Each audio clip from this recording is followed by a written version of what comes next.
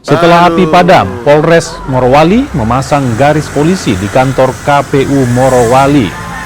Dari keterangan sejumlah saksi, kebakaran terjadi saat Komisioner KPU Morowali sedang melakukan rapat persiapan pemungutan suara ulang pada 2 tempat pemungutan suara di Bahodopi.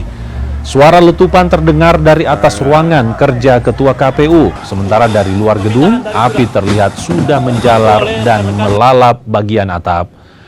Pegawai KPU Morowali berjibaku menyelamatkan logistik pilkada serentak dari gudang logistik. Telah terjadi kebakaran pada kantor KPU Kabupaten Morowali pada pukul 11.45 waktu Indonesia bagian tengah, dan api bisa dipadamkan pada pukul 12.05 waktu Indonesia bagian tengah. Pemadaman dilakukan oleh 1 unit damkar dan 1 unit water cannon dari Brimob. Adapun untuk penyebab kebakaran sampai dengan saat ini masih dalam penyelidikan dari pihak Polres Morowali.